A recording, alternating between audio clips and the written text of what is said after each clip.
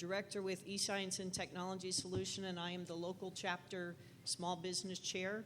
And this is we've been doing these since we brought TechNet Augusta here about 5 years ago, and various topics of interest. So we also really make sure we want to use it as a networking opportunity. The other person I want to introduce is Katie Helwig. She's with AFCEA International. She's the Director of Corporate Development, and they work to help companies create visibility within the AFCEA brand. And so the small business piece also falls underneath that. Thank you, Katie. And I want to thank our small business workshop sponsor, Victoria Washington. She is the president and CEO of Vision Information Technology Consulting, and she is the sponsor of our two small business workshops. We have another one this afternoon. More information on your app. So we're going to get started with this one. Of course, the subject of this one is how Army Cyber Command is using OTAs. And our panelists, we had to make a little bit of adjustment. We had a weather delay and then cancellation of one of our panelists, so we apologize for that. First, I want to introduce our panelists that are here, and we will get started. James Frankovic is the Chief Operating Officer with Consortium Management Group. He has a lot of knowledge and experience in defense acquisition policy and practices, specifically the OT Authority, and technology research and development, implementation, and operations of large enterprise, gained from a long and distinguished career with the Army Armaments Research, Development, and Engineering Center at Picatinny Arsenal. Also, we have CW3 Justin Hunsecker. He has been in the service for over 16 years as a satellite communications operator, maintainer, and network management technician, and is a cyber warfare planner. Since 2014, he's been serving with the Cyber Mission Forces assigned to the Cyber Protection Brigade and here at the Cyber Center of Excellence. And his work within the Cyber Mission Force has been instrumental in the development of evolutionary capabilities to answer complex problems for the cyber workforce. So he was an integral part in helping put together the planning steps that got to this point. So we're going to start with Jim and some of the slides to talk about where we are and how we got to this point. And we are going to open it up for questions. And Katie actually has the microphone, and this is a recorded session. So we want to make sure that you can actually use the mic so they can record those questions as we move along. So pretty straightforward. Other than that, after the opening slides and comments by Chief, we're going to open it up for Q&A. It's definitely a panel session where you can ask questions. So without further ado, Jim, I'll let you come up here. I can work this or you can leave it. Yeah, that'd be great. What else do I just hit the space bar? Maybe so. I'll just do this. Good morning. I'm Jim Frankovic, Chief Operating Officer of Consortium Management Group. CMG is the parent of two consortia, SEED and C5, put together around OT Authority. So we appreciate the opportunity to come in and brief you all today. Just a show of hands, just to get a sense of who's here. Anybody here a member of C5? Oh my, okay. Anybody a member of another consortia other than C5? What the hell's wrong with you people? But wait a minute, recorded. Anybody here got an OT award? Okay, a couple. All right, very good.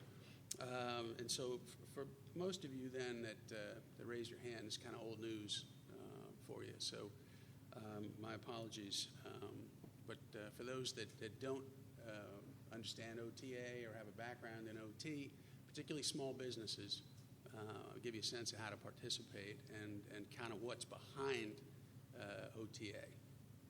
So I want to step through quickly what is an OTA, other transaction agreements, a little bit about consortium, one of them, C5, which is the cyber and C4ISR domain, which has 1,150 members now. It's the largest OT consortium in the U.S. a little bit about the project award process, and finally how to become a member if you're not already. So OTA, right? There's a lot of misconception on what OTAs are and aren't. It doesn't replace anything. It's just an extra tool that Congress created and made available to DoD program managers to accomplish their mission. They're not subject to the FAR. In the case of our OTAs, the Army OTAs that we have, they're fully negotiable on project terms. The only thing that's not negotiable is ITARs and OPSEC. Everything else, from an IP perspective, are all fully negotiable.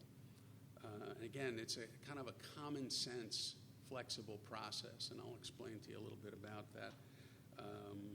Next one. Benefits OTA gives you greater flexibility. Let me give you a kind of a case study, right? Now, how many here traveled on DTS, right? The Defense Travel System, right? It's a great system, right? It's my understanding it was developed by a world-famous travel company called Lockheed Martin.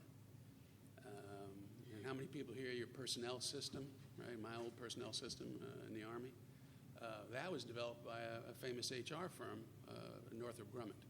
Right? And the reason for that is these are the only guys that can respond to big systems contracts. I mean, back in the day,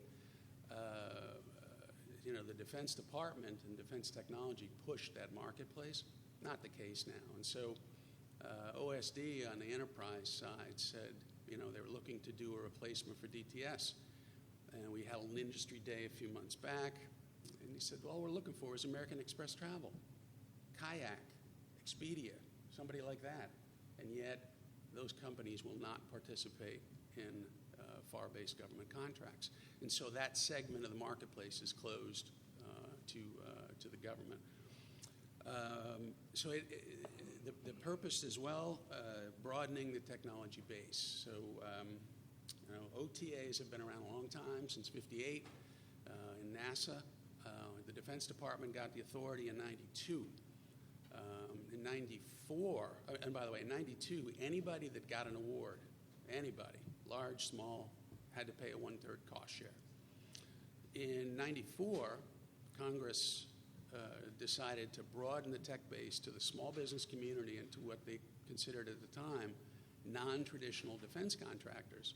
And so Boeing and Raytheon and others are still members, but if they get an award under an OTA and self-perform, they're responsible for a 1/3 cost share. However, if those bigs partner with a non-traditional defense contractor and give that non-traditional defense contractor something significant to do, and I'll explain to you what that means. It's not a work share. It's based on whether or not that contribution is on the critical path. If the traditional defense contractors bring in a non-traditional, the cost share is waived. So in essence, Congress incentivized the bigs to work with small business. These are not typically small projects, although we've done small projects. I think our average is around $4 million for a particular prototype project and effort. The authority in 17, local authority to the acquisition center that holds these OTAs was $50 million, and that was raised to $100 million. And as you can see, the service acquisition executives have authority from $100 to $500 million. And one project that we are doing is $250 million, just to give you a sense of that. And then OSD can weigh in for anything over $500 million. Small business, I understand, it's maybe a bridge too far. However, these big contracts require, or OT agreements require, small business and non-traditional participation. And so those folks are looking for you to partner with to avoid paying that cost share. A couple of other things that OT gives you is this platform for public-private partnership. And so I got a diagram later in the briefing, but if you can envision this, CMG, on behalf of the consortium, C5, holds an overarching agreement with the government. And that agreement, like an IDIQ, but not, right? That, in the case of our Army agreement, we are 1 year into a 10-year no ceiling OTA right now with the Army. And so on a project basis, when the government selects a project performer, we have a sub-award or a sub-agreement with the performing member. So that member does not have direct privity of contract with the government. However, the terms and conditions in that overarching OTA require us to flow down all of the project terms. And so that air gap between the government and the performing member is why the FAR doesn't apply. That's why they can't be protested. That's why a number of these things are not required, because in essence we have what amounts to a commercial contract with that performing member. And so that separation, OT to me, the simplest terms, OTA converts federal to commercial in its simplest form. As I said, project awards cannot be protested, but a couple of other kind of facets of OT. The idea of this cost share is not a penalty, okay? Cost share can also be third-party financing. And one of the most important aspects as we look at building, for example, resilient infrastructure on bases throughout the U.S. So OSD flowed down to the services and the services to the field. You will build resiliency, right, for energy and water, but provided no money. And so the idea of having banks, insurance companies, other outside folks to participate in the development of that infrastructure is a huge opportunity under OTAs that is very difficult for the government to do under the FAR. And also, just one last point, other agencies have OT authority. I think there's 11 agencies. They vary as far as what the kind of terms and conditions, the statutory requirements, but the closest to DOD is DHS. And when DHS was stood up in 2001, 2002, they said, we'll take whatever those guys have. And so in essence, their statute references the DOD authority. And there's the authority, 2371B, and under the statutory authority governing consortia like ours under the National Cooperative Research Act. So project requirements. What kind of project can you do? First of all, services for the sake of services are not acceptable under an OTA. However, services rendered in support of the development of a prototype is acceptable. So a lot of it is in the crafting of the requirement and in the crafting of the response from industry. So what is a prototype? The statute doesn't define that.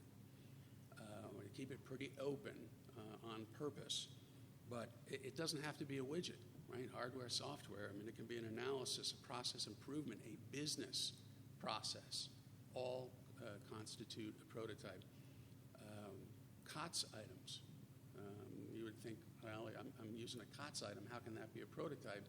If it's a novel application of a commercial off-the-shelf technology, that constitutes a prototype as well. So it's fairly broad. Must be relevant to enhancing mission effectiveness. I mean, that's kind of a throwaway because, frankly, if it doesn't, we shouldn't be doing it. And it also has to meet one of these statutory requirements. You would need to have, as we said, a non-traditional defense contractor, small business, or a late addition is nonprofit research institutes participating to a significant extent, or a one-third cost share. And I'll speak to those a little bit. So what's a non-traditional? I mean, they couldn't come up with a size standard. What they came up with is an attribute, right? And that attribute is whether or not you have a contract in the last year subject to full CAS. Not modified CAS, but full CAS. And since small business is exempt from full CAS, all small business is a non-traditional defense contractor. As far as size standard, I mean, the example that I use is Apple Computer. I mean, Apple is a non-traditional because they don't do cost-plus contracts for the U.S. And one of our members in our other consortium is UPS, the brown truck guys, 90-some-odd billion dollars a year. Don't do cost-plus contracts for the government, and therefore a non-traditional defense contractor. Okay. What is significant participation?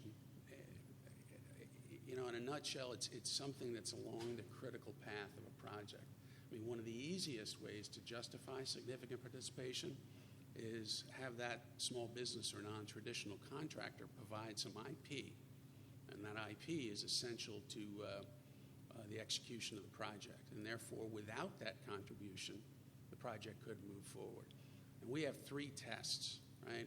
We ask someone submitting a white paper, a traditional defense contractor, exactly what is the non-traditional doing, not what their capabilities are or what their past performance.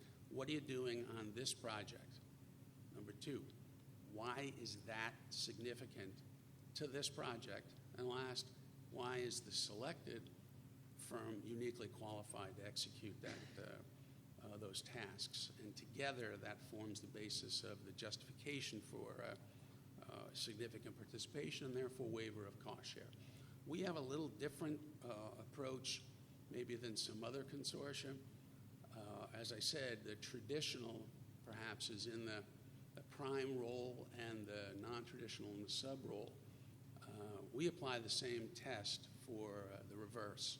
So if a non-traditional or small business steps in front of Lockheed, we also make sure that there's significant participation. For example, project management and oversight, these are not considered by the Army lawyers to be significant participation.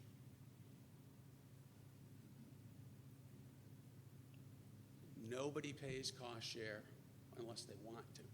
That's been our experience. This year alone, we've done $1 billion in awards in FY18. And some firms decide to do cost share because they don't want to partner with someone, but they don't have to use cash. They can use the value of their internally developed IP. They can do services meaning labor, right? Time and facilities and those kinds of things. What else, Bill? Licensing. Yeah, the internal developed licensing. But the bar is pretty low, and so typically I would say 90, without knowing the exact numbers, but over 90% of the awards to traditionals, there's no cost share because we have significant participation by small business. So that's a kind of the framework on what is OTA. And so CMG was formed as the holding company, the parent company that administers and runs 2 consortia, C5, we just talked about, and SEED. SEED is in the energy and environment space. The largest piece of business we do there, our largest customer is PEO Missiles and Space, and the business area is manufacturing technology. C5, again, nonprofits, small business, traditional defense contractors, all in the C4ISR and cyberspace. These are the technology focus areas, so it's pretty much soup to nuts. One of the important pieces is certainly the training aspect of all this. Those are acceptable as part of an OTA project. Now, C5 has multiple OTAs. In fact, under SEED, SEED has an OTA with the Department of Army, an OTA with the Marine Corps Systems Command, and an OTA with the Department of Interior. So people think that C5 is an OTA. It's not. C5 is a basket of companies. OTAs are what link those basket of companies to the federal government, to the Department of Defense. The Army OTA, as I said, was awarded in April of 17.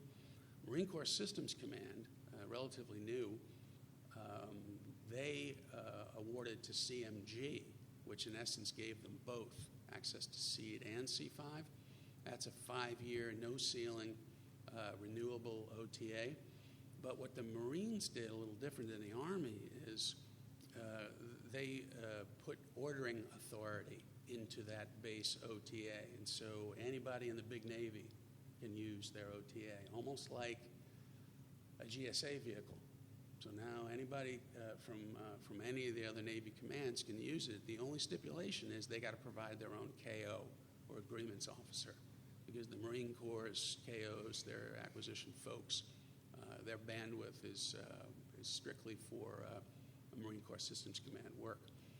We're sponsoring an industry day, for example, for the AFCEA folks. They're set aside, I guess, an Aegis cruiser, and they're using it as a demonstration platform for integration of new systems. And AFCEA is putting out 9 requests for white papers, 9 projects under that for several $100 million. So NavAir is using it as well, and so we're very excited about the future of that. So how it works. We have a government customer that has a requirement. They provide that requirement to an acquisition center, Marine Corps, Navy, or Army Acquisition Center. By virtue of the OTA that's in place between the Acquisition Center and CMG, that requirement flows out to us. We, in turn, make that available to all, again, between the two consortia, 1,300 plus companies, universities, and compete that requirement across member companies. Now, there's a difference between how those white papers are structured, how those statements of need, which form the basis of the request for white paper, the requirement. A statement of work says do this, then this, then this, then that. Statement of need, in turn, to foster innovation, said this is the way things are, this is what's broken, ideally this is where I want to be. Tell me how to get from here to there. And that's the crux of a request for white paper that goes out to the consortia. You have 10 pages of templated response to suggest or propose to the government how to get from here to there. Once a member is selected by the government, we don't select. We simply make the acquisition possible. We facilitate the transaction. My boss hates it when I say this, but we're American Express. American Express doesn't pick buy and sell side. They just facilitate the transaction, for which they get a fee. In our case, our fee is 4.3% for projects under C5 and 3.4% for SEED. And those fees are added, basically marking up your invoices over the course of a project. I think another important point is deliverables. They don't come through us. It's not a prime-sub relationship. It's kind of a hybrid. And so deliverables bypass us and go straight to the government program shop. Again, we provide the back office support, the processing of invoices and payment, but deliverables and the technical management of these projects are between you and the sponsoring government program manager. There's no KO, by the way, in between that decides what's lowest cost technically acceptable. No. The guy with the money decides what best value is and justifies that as part of the selection process, enter into negotiations and award on that basis. So again, the quick process requirement is developed. A request for white paper is submitted to consortium members. We work with all the interested members. Typically, these are 3-week turnarounds.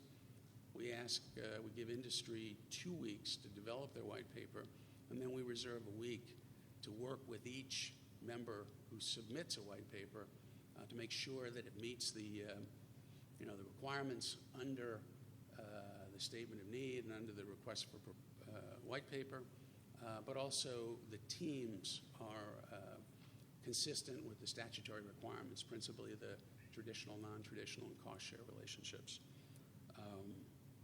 Any white papers we receive, and government folks always ask me, how many do you get? The most we've ever gotten is 45. Sometimes we get none. Rule of thumb, we get between 10 and 20 for any given topic. And as I said, any received go to the program requiring activity. They do their evaluation and selection. That's it. Once a selection is made, competition is over, okay? Which is why at that point, you are allowed to collaborate. You as the industry member is allowed to collaborate with the government and jointly develop a statement of work. And once you and the government decide on the terms and conditions of that statement of work, you go off and you put together a proposal, which in essence amounts to the statement of work and your pricing proposal, and enter into negotiations on that basis. Frankly, if the government and you cannot come to terms, the government sets you aside and goes to the next white paper in the stack. And that's happened only a couple of times. But it does give the PM a lot of flexibility and gives the members an incentive to provide best cost to the government. So once that proposal is evaluated in the negotiation, a project award is made to us, and we turn around and put a mirror sub-agreement together and make that your acquisition instrument. How do you become a member? It's pretty simple. I know some consortia have a sliding scale. Ours is $500 for anybody. I'm not quite sure why we charge $500, to be honest with you, but our lawyer tells us a de minimis amount. Truthfully, I'd like to see us, waive that, not just for academic institutions, but for small business and other non-traditionals as well.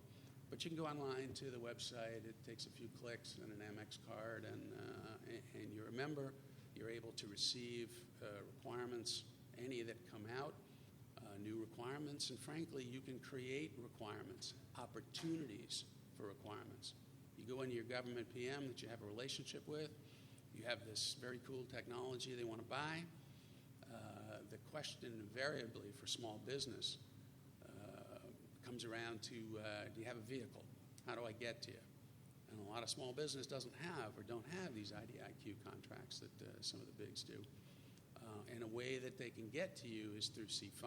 And now, that doesn't mean that it is a sole source. We are bound to make that available to all the consortium members. But chances are the DNA in your white paper matches your government PM's expectations. So we've seen awards made on that basis.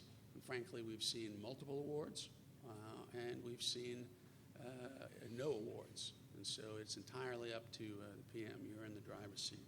But the process starts with a simple couple clicks on a website. So in summary, an acquisition tool that Congress created to help the government. We help the government program managers. We assist both the government program managers find the technology solutions that are out there, but we also help our members work with the government, particularly the small business and non-traditionals who are not familiar with the marketplace and understand the requirements of traditional government contracting. Today, over 1,100 companies, and some other, not other, but program shops, there's always this tendency, I want mine, I want my own, right? I got to have ownership. And in essence, what you're doing by that is creating additional consortia.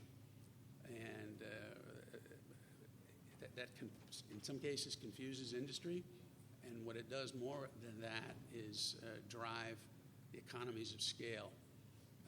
And so what we decided to do instead was create a larger pool and allow the government and a number of government agencies to access that pool through multiple agreements. And we, as I said, we did about $1 billion this year, and I think we're on track for the same probably next year. We do have a transparent, at least we believe so, a responsive structure. We have, unlike the annual calls that maybe some other consortia have, all ours are on demand. So the thing that starts an OT project under our overarching OTA is a PM with money. If a PM doesn't have money, this is not a tool to do RFIs. This is a bona fide acquisition instrument, and we ensure that we don't waste our members' time, our time, or the government's time. And so therefore, each project that comes out, you can be assured that there's money behind it, which is not the case on annual plans. Annual plans, the government gets, in the case of the National Armaments Consortium, thousands of white papers to go through. We don't have that. We have, as I say, a targeted requirement and a targeted response. Lastly, my contact info. I'm out of the Bedminster, New Jersey office, 1 mile up the road from Mr. Trump's golf course.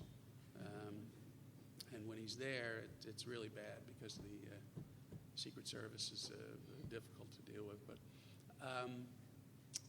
that's all I have. Okay, thank you, Jim. Thank you. Justin?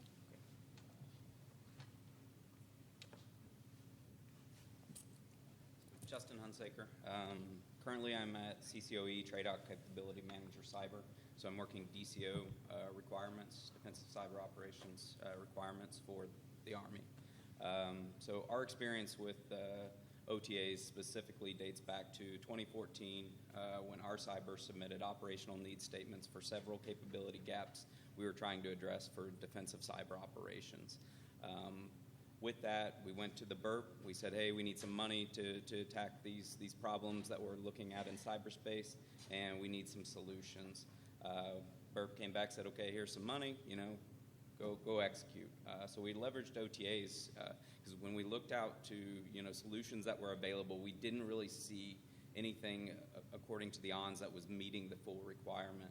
And so leveraging the OTA, what it allowed us to do is actually do some prototyping, some development with some of these, kind of niche-like vendors who were looking at certain technologies in specific spaces that we were trying to go down into.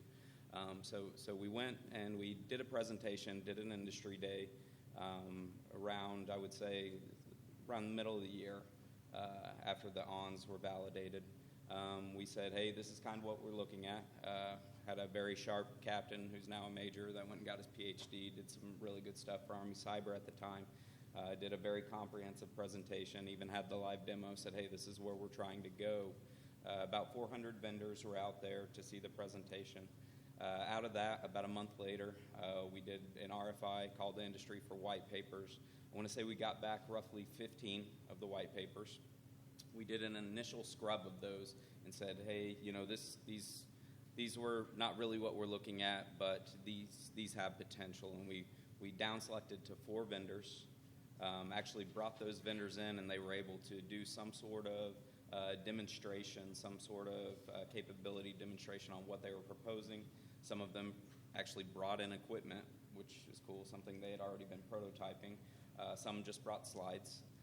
Out of that, we down selected to 2, which was another unique thing, is we were actually able to take 2 vendors, so we had 2 operational prototypes to kind of target some of these issues. Out of that, we started prototyping, and we've been actually prototyping. We just finished the contract. We've been prototyping for the last roughly 2 years. So what we've been able to do is take, as James mentioned, is we're directly interfacing with the developer. So as they deliver a prototype to us, we take it. For example, we had one of our early problems was just getting something on an airplane. As simple as that is, how do you get a lot of compute, a lot of storage, a lot of resources into a small form factor, something that you can easily transport for cyber protection teams that are globally responding to crisis, abroad. And so that was one of our early challenges, is just getting it into the form factor. So we went through several iterations of just trying to get the compute, the size, even just things, as far as getting, sensor speeds to actually, clock at what you need them to. And ultimately came down with, a solution that met the majority of the requirements. And I don't know that it's something we would have been able to get there if we went through a traditional FAR process, because you don't have the ability with the user rep to engage directly with the developer of the system, which is something that was really unique for me, as an operator, being able to have immediate feedback and get that in the next sprint of the development cycle, something that is non-traditional. So from a Tickum Cyber perspective, I think what we will continue to do is leverage non-FAR types of processes through 804s, OTAs, things like that, to do prototyping, and then look towards, a FAR to go into more sustained operations after we, met a certain requirement that we're looking at. But all in all, it was a very good process. The ability to interface directly with the vendor is something that, you're not going to see anywhere else. And for us, I think that it was, we were able to attack the problems, much better than we would had we gone with a traditional, here's the requirements, go build it, and then we're just going to deliver that to you. And, does it meet it? Does it not? So all in all, yeah, I'll open it up for questions.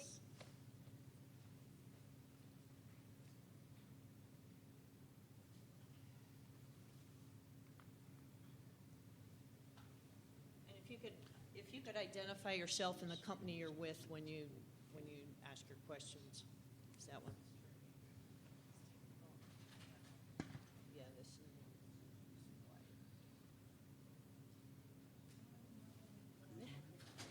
Here.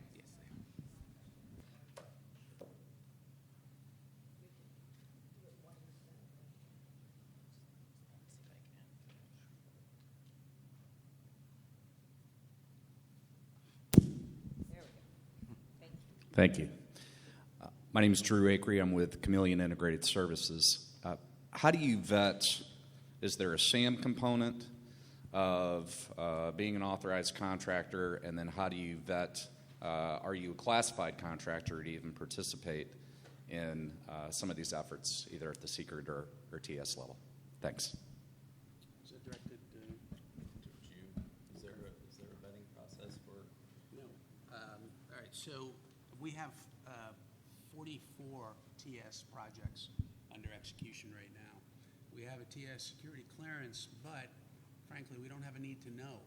As I said, the deliverables go around us to the government. And so the issuer, the 254, is the Cognizant Program Security Office. And they issue it direct to the performing member. The value of our facility clearance is that we can flow down and sponsor small business and non-traditionals to get their clearance. But, given the amount of time that takes, the government typically doesn't want to wait. And so if a requirement is TS or has the possibility of being a secret or classified project, that's noted in the request for white paper. Uncleared contractors are encouraged to still submit, but that's an uphill climb to qualify. So we don't vet, but you have to come pretty much with a cleared capability for those efforts.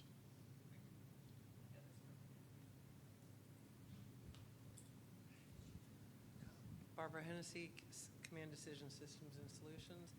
You had mentioned, filling capability gaps through OTA. I think that's great.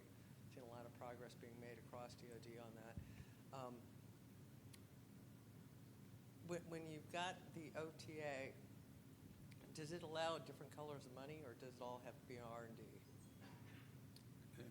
Agnostic. Yes. Color of money does not matter. What the Army lawyer in the Army case said that fiscal law applies, and so it still needs to be an appropriate use of the color of funds. But typically, you can prototype across the life cycle, even in production money, because you're doing product improvement. Right. And so that's appropriate. It gets a little hairy on OMA funds, but that too is a pretty wide window. And the Army folks at Picatinny allow all colors. Okay. So. One other question, as I've learned here, that with Futures Command standing up at Fort down in Austin, Texas. Is Tickham Cyber going to continue to manage those prototype developments through OTA, or is that moving down to No, Austin absolutely. as well? So all that does is streamline the process, and so now you have ARCIC and you have all the other major components that go through the approval process under the same chain of command. So that should help expedite it. Right. So according to the current plan, and all this is subject to change, I don't get to move to Austin. So the Tickhams will stay embedded with their respective COEs, and that's currently how they plan to work this.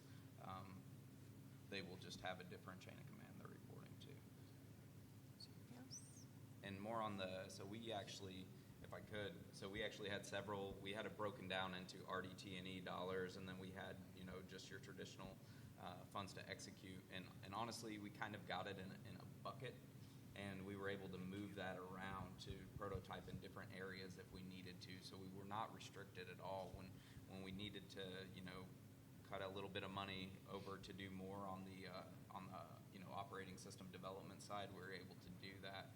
We just pulled a little bit from the hardware acquisition piece. I thought that was very interesting that all the more traditional OTAs like SIVRs and SPTRs and all those arrangements, they are restricted.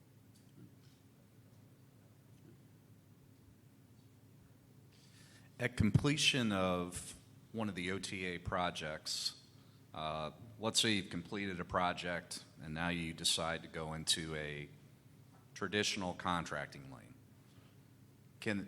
Is there a CPAR process that's at the end of the OTA where an organization can come in, show that past performance? Is there a CPAR's connection on the backside of successful completion of a project? Thanks. I think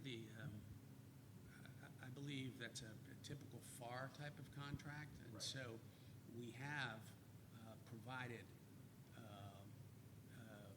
input to a recommendation or a satisfaction for performing members, but it is not part of an OTA because, as I said, that air gap kind of makes that difficult. You bring up an interesting point about that transition to production. I know it's gotten a lot of press. Anybody here familiar with the GAO deal with Rain Cloud and happened on a transition to production? That's made a lot of folks gun shy. The truth is, in 2016, right, Congress recognized, so we create this tool to get non-traditional defense contractors to the table, right? So we go to Silicon Valley and these other, places at technology hubs, Austin and so on, and we put this cool gee-whiz technology in the hands of the warfighter. They want it, okay? Now when we have to go to production, we have to throw it over the fence to a FAR production contract, in essence locking out the developer.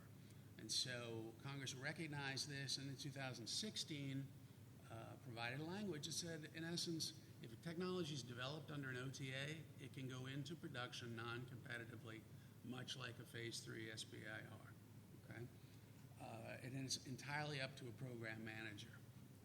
The approval threshold in the 19 NDAA, the same threshold, the $250 million, $500 million, and so on, comes into play. You still have to have approval before you can go into production to at those numbers. But many PMs, they decide to do kind of an LREP quantity under the OT award while they're putting together a companion acquisition strategy for a FAR-based production contract. And so what OT now has become is the bridge over that valley of death that allows non-traditionals to participate in production. I have a question real quick. Go back to his question, I think, when you talk about CPARs, but if you have an OTA and you've done the prototype, can you use that as an example of past performance with that agency that you can, because they'll say, you have at least past performance in X or Y or Z. May not be CPAR, but can you use it in the prototype phase, or what phase can you use that to help build your case with that agency? I mean, again, that past performance is something that that we would provide as bona fides to that agency if asked. So that's a yes. That's a yes. Okay.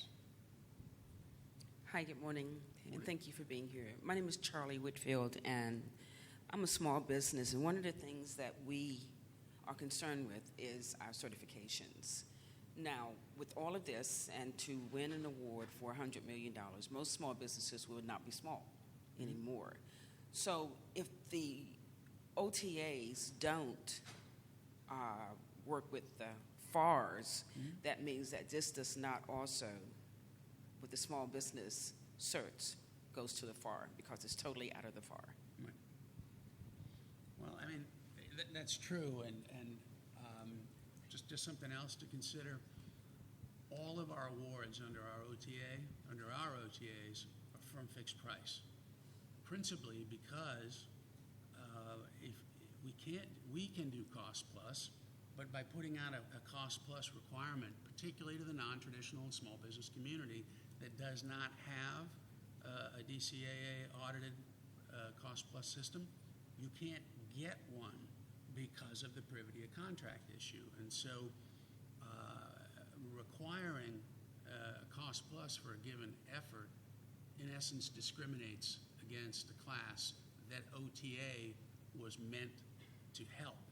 And so what we have done, though, is kind of developed a hybrid approach. So let's say it's a $10 million 5-year effort.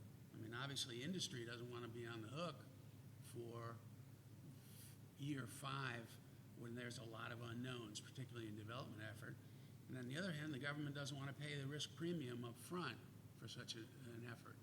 And so if that's a 5-year project with 5 phases, what we do is require firm fixed only for the first phase, and then subsequent phases are still carried as ROM. And so when you approach phase 2, you are allowed to reprice and go into phase 2, and that converts to firm fixed throughout a project. So every effort is made to kind of promote not only the statutes, but the spirit and intent of the statute. And so we pushed back on the government that wanted us to do cost plus on that basis. Hi, my name is Scott Belford. I'm a solutions architect, and I want to get clarification. Did you, prior to being able to work with C5 consortium members, you did not have a direct developer relationship to go over the specs of a proposed project? Not in any project or any system I've ever worked on in 16 years in the Army. Wow. I mean, I've generally been fielded something. This is the first time I've actually worked directly with developers.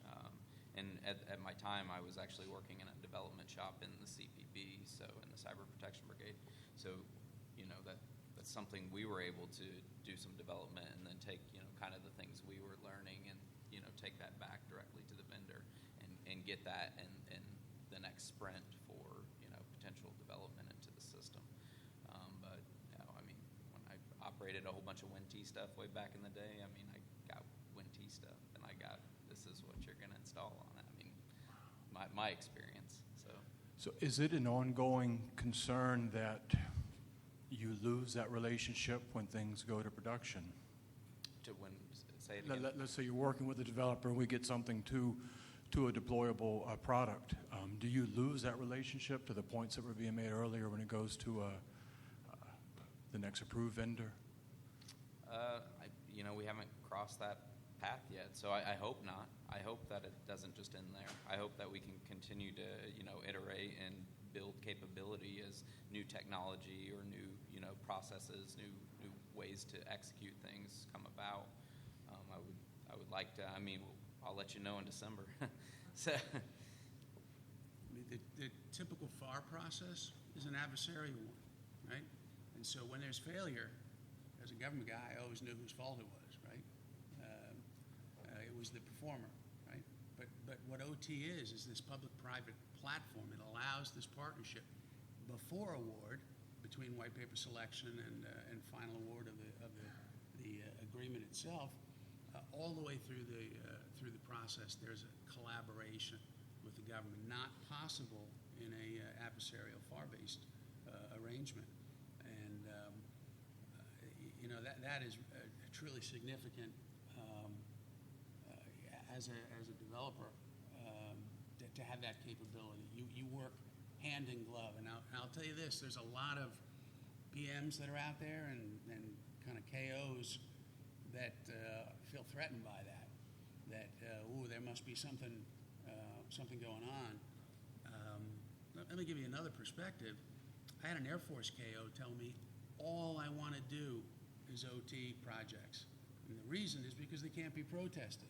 And he said, 3/4 of my contract file is defense against a protest. He said, by removing that possibility, I'm on offense instead of playing defense.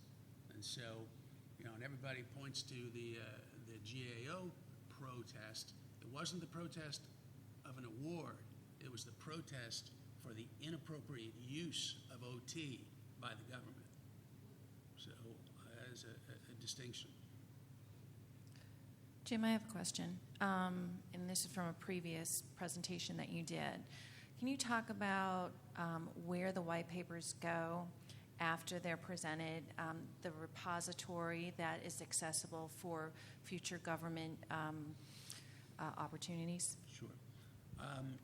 So what we have is a white paper library, and in essence, again, let's say we have 20 white papers on a given project.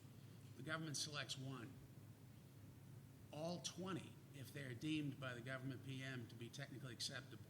One is obviously better than the other, which is why they made the award, but all of them go into a library.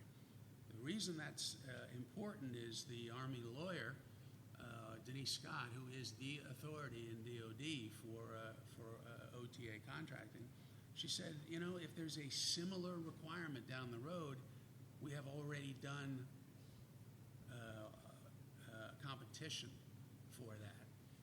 And so we don't have to go back out and solicit new white papers if the PM doesn't want to. And so in practical terms, if you've got a white paper in the basket in the library and you didn't get selected, it is very important for you to get out and canvass potential customers that would be interested in that white paper. They don't get to pick yours out of the stack. It starts with the requirement. If I have a similar requirement, then that was solicited before, I can get all of the white papers that were received through that solicitation, and I can decide from there if there's somebody that's good enough. And the reason why that's important is I may think this guy is best value, but you may have a different opinion for your application later on. And so it starts out with a scrub of the requirement to see if it's possible to pull something out of the library and go direct.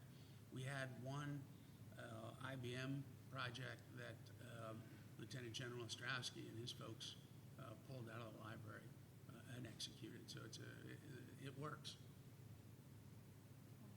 So I actually want to direct a question. Earlier, Jim had asked if there were attendees that had been awarded a task order on one of these. I don't remember who it was, somebody over here. Would you mind sharing your experience with that? My name is Herb McMillan. I work with FedITC. I had actually done this with a previous company where we actually partnered with a non-traditional. We were both considered non-traditional. I guess some of the lessons learned is we did it with the Air Force, that you must have a strong program manager that's willing to go forward and put this. If you don't have a strong customer, then with money, that's a key. We found that they are, I don't know if the term is scared of going, they don't know because of the FAR process. Some of the other things that we ran into, I think we did it in 100 days, which was that was pretty impressive. We actually, I think, could have done it in about 80 to 85 because the MIPR process took a little bit longer. So it has worked out beautifully, I believe, still. I think they're going into phase 2 in the September timeframe. So I think it's a very great mechanism. The advice I would give the people here is that you need to go talk to your customers. Don't wait for the opportunity to come out. Talk to your customers and make sure you understand the requirement. Thank you for sharing that. Let me also add something. So, as far as the services and the approach to the services, so the Army is way out in front on the use of OT. The first consortium-based OT was the Defense Ordnance Technology Consortium in 2002. The Army acquisition guys say, hey, we must be smarter than everybody else. And in fact, like everything else in life, it's a story of people, right? Rick Dunn was the NASA guy who was behind OT. Rick went over to become the general counsel of DARPA. When he got over to that side of the house, he testified before the Senate Armed Services Committee and, in essence, brought OTA with him. That was in 92. The DARPA folks made use of the statute for 10 years. I had an old boss at Picatinny named Darrell Griffin, who was an SES, who left Picatinny to go to Army Materiel Command. And from that perch, he saw what DARPA was doing and wondered, why is nobody else using this tool? And so he heard nothing but crickets. So the only place that he could make it happen is where he came from at Picatinny, because he promoted all the SESs, he hired everybody there, they weren't going to tell him no. And so he directed that DOTC be formed, and it was so. And from that point, Army Contracting Command New Jersey has done over $13 billion in awards. Now, contrast that with the Air Force. The Air Force asked us to host the Plug Fest maybe 3 years ago out at George Mason under AFCEA. And about a week before we were supposed to have this industry gathering, and we had about 400 or so folks that were in attendance, including Bill LaPlante, who was the Assistant Secretary of the Air Force for Acquisition at the time, and Cameron Gorgonpour, who was he was the Director of Transformational Acquisition in the Air Force. He was hosting the event. A week before, Air Force General Counsel said, you may not participate in this. What do you mean? The Air Force General Counsel said it is illegal. OTA is illegal. And so Cameron said, well, we've been around since 58, the Army. Let me go get the Undersecretary of the Army to tell you that it's not illegal. Nope, it is illegal. I'm absolutely sure of that. So Cameron went to Bill LaPlante, and Bill went to the Secretary of the Air Force. The Secretary of the Air Force sent an email out, which I can't get my hands on, that said, it is not illegal, and if it is, we're going to jail together because we are going to do this. That's how the Air Force was brought to OTA, kicking and screaming. The Navy is a hybrid of the two, but no Air Force people here? Are there any other questions?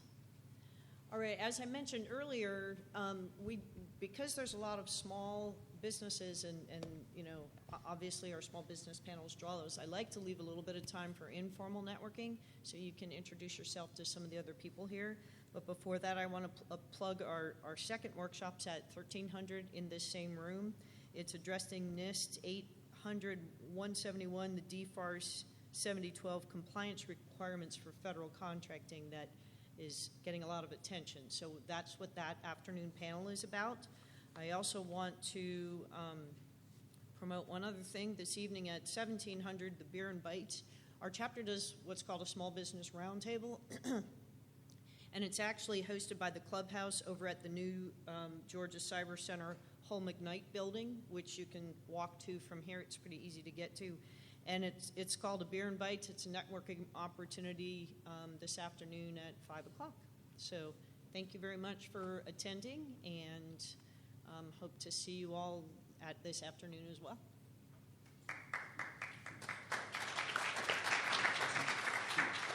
And thank Jim and Justin for their participation in my panel.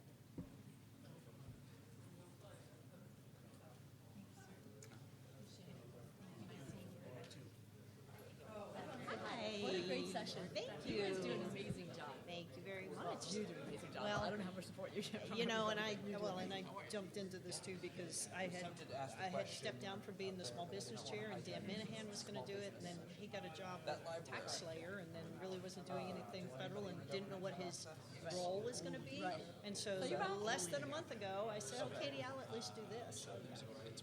Well, I never really stepped down from being on the chat. I mean, the numbers are growing every year. The numbers are growing. Obviously, people see value in it. That's why I did ask the question. As a government customer, and come to us, and then we'll put you in touch with, if it's the Marine Corps OTA,